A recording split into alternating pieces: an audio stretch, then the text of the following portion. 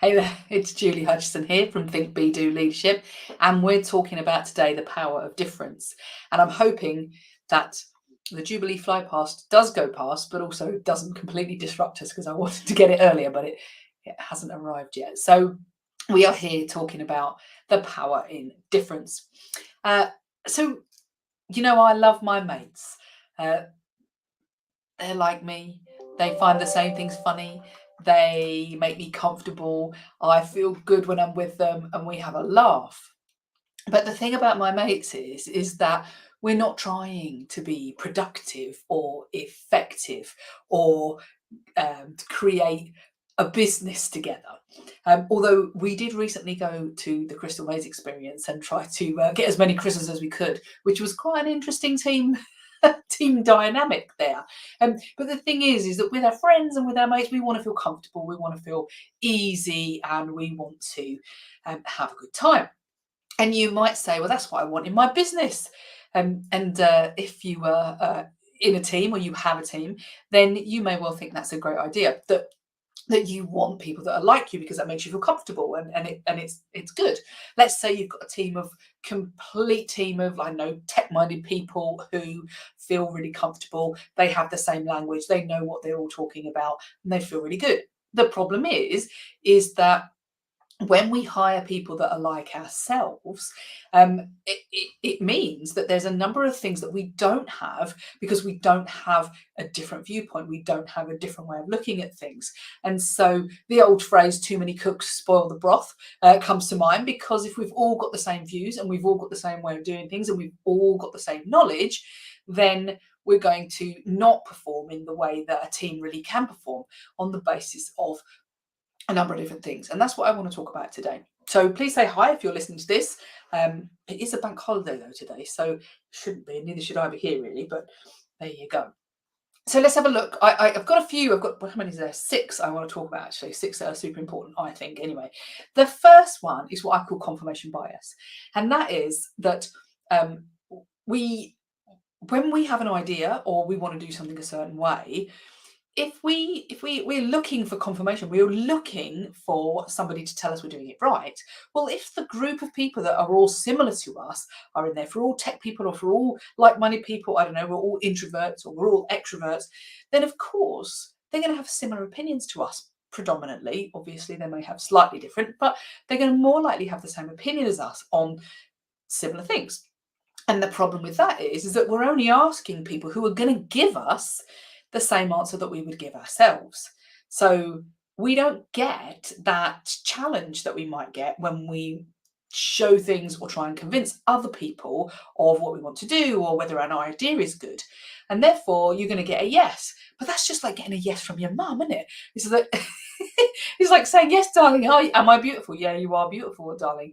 Of course you are, because they see things, they see what they see, they're seeing what you want to see, you're seeing what you want to see, and they're seeing what they want to see, because that's kind of the way they think. And along with that, going on with that, the same thing is, if everybody's a tech person, then you're only going to get those skills. So you're going to have a lack of new skills coming in because you don't have any differences. You're all doing the same thing. You're all good at the same thing. Yet what that means is that none of you are good at the other things. So let's think about, I don't know, a group of people that are, that are real detail-oriented people, I don't know, accountants, let's say, and they're all really good at spreadsheets. I'm just kind of making this simple for example purposes, but say you're all good at spreadsheets, you all know your numbers, and then you've got to go find some clients, and suddenly, hold on a minute, nobody wants to go out there and talk to anybody. And that can be the same with IT, for example, where everybody's great at IT. They can do all the things. They can work out where my email's gone wrong or whatever it might be. But they're not necessarily good at talking to the customer, for example. So we get this lack of skills when everybody is the same. The other thing is you've got no one to delegate to, because if you're employing people in your team and you feel comfortable having people that are like you in your team, who do you have to delegate to? Because they're only as good as what you are. They've not got any of the other skills that you don't have. Well, they don't have them either. So you still, even though you get a team, don't have anybody to delegate to. Bit of a nightmare. And then, of course, you've got the cliques and the awkward groups. What do I mean? Well, When you get people that are like each other, then they like to be close together. They feel like they're comfortable with each other, of course. And then you get the cliques, which means that that clique sticks together. And then the clique in the other department, who are also full of the people that they all know, they're going to stick together. And what we don't get is this nice bit of diversity that means nobody's expecting things to be the same. Nobody's expecting that we're all going to be similar, and therefore we don't act like the only people we're going to talk to are going to be the similar people. So we don't diversify. We don't feel like we can talk to other people when we're all very similar. We stick together. Okay. And what that means is you get stale and unproductive teams, because, I mean, let's think about it. If you've got the same people, it's the same old jokes, it's the same old way of doing things, it's the same old results, and therefore it becomes less productive, much more stale. And the reality is you need to inject something in there. You need to inject a bit of oomph into it. And the only way to do that is to really put somebody different in. You know the phrase cat amongst the pigeons. Well, it can be a negative phrase, but actually in a way I think it can be a good thing, because it's going to stir things up and make things a bit different. Give you an example. The first time I did any behavioural profiling, disc profiling that I do a lot of, but the first time I ever did it in a bigger organisation, there were 87 people in one organisation that were all identical virtually in terms of their disc profile, except for one person. And everybody was really good at their job, science-based, technical scientists, were great at their job, but they're all very similar. And this one person who was very, very different, she was much more extrovert and probably more dominant than they were, and more verbal and vocal. And to be honest, I think she terrified them. But they couldn't understand why she was so different from them, and she couldn't understand why they wouldn't speak up and move forward with things. And it's because they were pretty stale, and she came in and she was like the cat amongst the pigeons, and it caused an absolute rumpus to start with, because they didn't understand why she was being the way she was. They thought she was just awkward and not very nice, and she was just frustrated with them. But when we got to understand the differences, it started to mix up the team. It started to make that team more productive. Because if you don't do that, then there are no new ideas coming in. You see things the same, the perspectives are the same, the way you do things are the same. So no new ideas come through because you run out of those ideas. So that's no good. We get stuck in the old ways. We don't want to change. We can't use these different skills. And therefore we just don't perform in a way that we need to. And you might say, well, how do I know? How do I do that then? You know, how do I actually find people who are different? Or how do I understand who do I need in my team? And I think one of the best ways of doing that is to utilize something that I just mentioned, actually, that I use all the time. And that's through DISC behavioral profiling, because it's so simple and easy to understand and easy to apply in your business or in your team, and therefore you can practically use it. And that's because it just thinks about, not just, that's not the right word. You can think of it in two different axes, let's say, and two different, if you're thinking about crosshairs, is in two different ways. And that is, first of all, is whether people are extrovert or introvert, or not, and whether they are task focused or people focused. Let me give you an example. Task focused or people focused. When you are asked to do something, do you think, I'm going to get it done, I'm going to go on there, I'm going to move it on, and I'm going to be the one who gets on with it? Or do you think to yourself, oh, who shall I ask to get her to help me? Who shall we do this with? So one person who thinks, who shall I do this with, is more people focused. And the person who says, how shall I do this, is task focused. And you might think, surely that's not as simple as that. But actually, I think sometimes it can be. So where we get that, but then if we look on the other axis of whether we do it from a more extrovert base or from an introvert base, that kind of, if you think about two crosswise like that, if I'm high extrovert, I'm going to be out there, I'm going to be pushing forward, I'm going to be talking it out, I'm going to be explaining things, I'm going to be sharing my ideas and all those things. If I'm more introvert, then I'm probably going to be perhaps more sure of myself internally, and I don't need to go out there and shout about it, and I perhaps would maybe even not say anything. Okay, and when you cross those two things of either task and people against extrovert and introvert, you get these four quadrants. And what that means is that somebody who is extrovert and task focused is going to be dominant and direct and ready to tell people what to do and to go out there. That was like my one lady in that business. And that means that they're going to be more vocal and verbal and more pushy maybe, and more go-getter and want to get things done. And if you think about that, then somebody who is perhaps not extrovert but is task focused, then they're going to focus on what's correct and what's right and what needs to be done, but are not going to shout about it. So they do it in a quieter way. So they're probably more useful in terms of the detail, making things right, making sure there's no risks. Whereas the more extrovert person is out there bringing people along and getting them to go and being active about things and being more direct. Okay, so different things, they're going to be able to do different things. One's not going to want to shout about it. The other one definitely will want to shout about it. And then if you say, well, what about on the people side? And you say, well, yeah, an extrovert who's also a people person is going to want to bring people with them. They're going to want to think, who can I have? How can we enjoy ourselves? How can we make this fun? How can we bring people on and get people fired up and excited and inspired and all of those things? And again, there's a value in that in a business.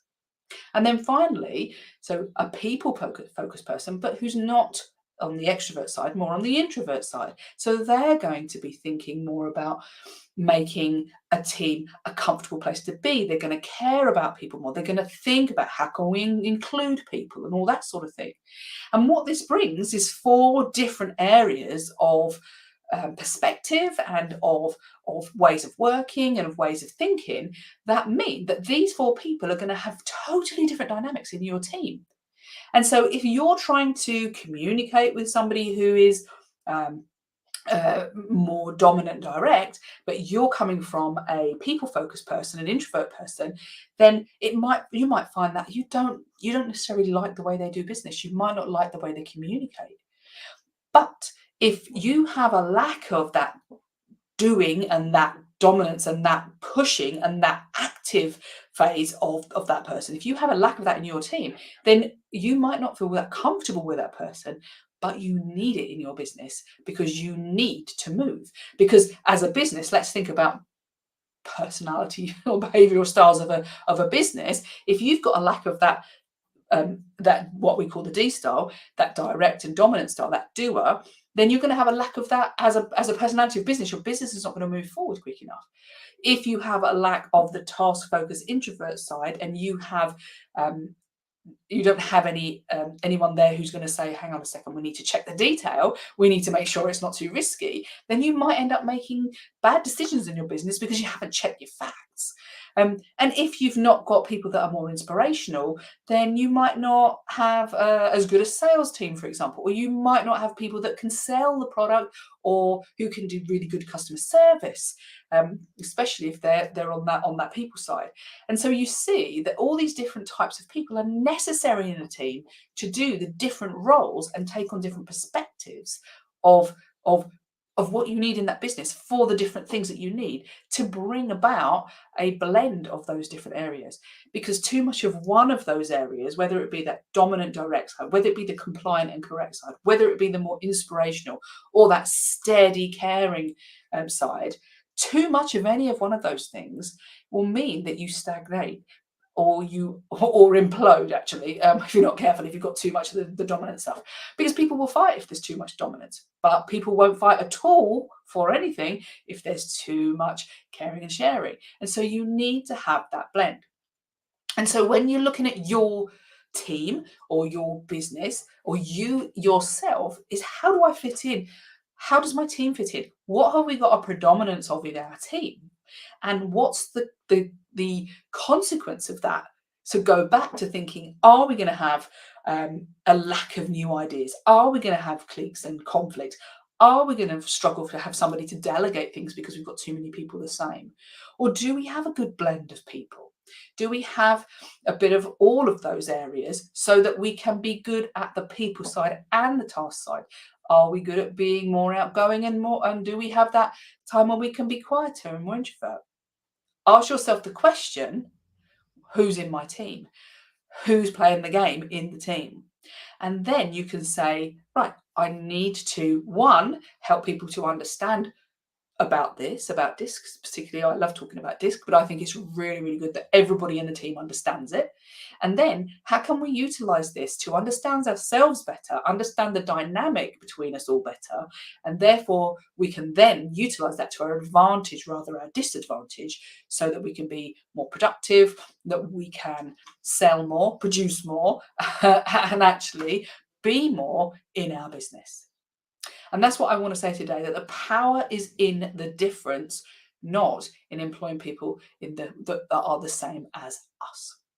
And if that makes sense to you, but you're thinking, that's great, but I want to know about my team and me in my team, then please give me a shout, because that's one of my favorite things to help people with, is understanding who's in the team and getting people together. And we have our own half-day program where we can bring everybody in your team together and understand what your profiles are, how that fits in, what the impact on you and your team and your business will be, and what you can do to make that even better and to utilize those differences rather than to have conflict or have a lack of something within your team. So give me a shout if that's going to be useful to you. I hope you found that useful, just hearing the basics of that. But when you apply it, you're going to realize that actually that is one of the most easy things to implement in your team today, tomorrow, this week. Get it done, and then people will know who they are, how they fit together, and what value they can bring. Okay, have a wonderful, wonderful weekend. You take care.